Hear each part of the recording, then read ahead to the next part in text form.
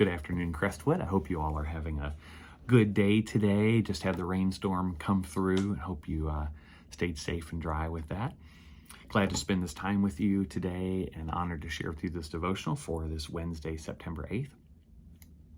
Today I'm thinking about seasons. As I watch that rainstorm, I'm thinking, boy, I hope this cools us off a little bit. It's been hot the last couple of days, and we're in that transition time from summer to fall and looking forward to the fall temperatures and the change of leaves and all that fall brings, even though that means winter comes after it. Winter, not my favorite season. But I have been thinking about seasons and how we go through different seasons in life. There's a famous passage from Ecclesiastes that talks about all the different seasons that we go through. And the thing about a season is it comes and it happens and then it goes away. It doesn't last forever, but it's a season that we go through. I was talking with some colleagues today who talk about what a difficult season this is for the church.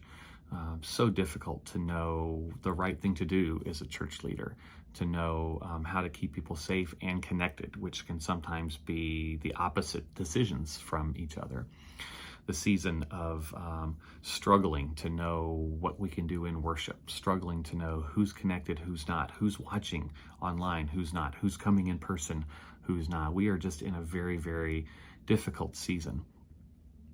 But what the Ecclesiastes passage reminds us is that there are seasons we go through, and then those seasons end, and then we're on to a new season.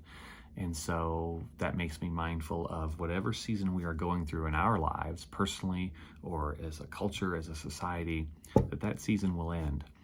We thought that the season of COVID was over, and yet another season has come. And so it's our job to weather this season as faithfully as we can until the next season comes. So I'm thinking about that today as I think about how we plan for what's to come. We had all these big plans for the fall for the church that we've had to really temper because we can't be in person. We can't be with each other. So that's changed how we've planned. And it's been frustrating because we want to do all these great things as a church community, and yet when the community is fractured and the community is, there's some online community and in-person community and hybrid communities and community of people who just are disconnected, it's hard to know how to be community.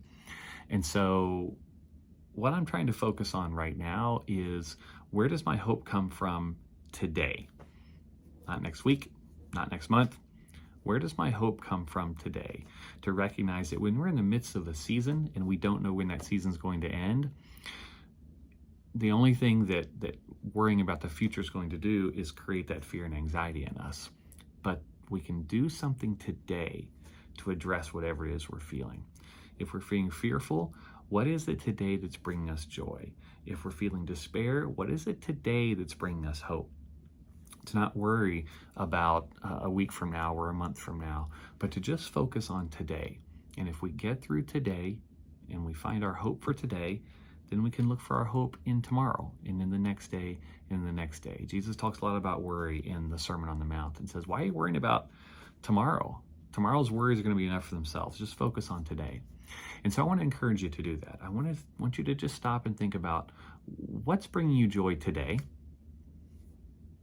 Not tomorrow, not the next day. What's bringing you joy today?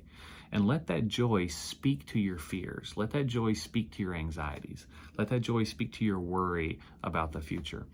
Because it's a reminder that God is walking with us in the midst of this season, and God is with us even now, giving us joy, giving us hope, even as we struggle through the season that we're going through.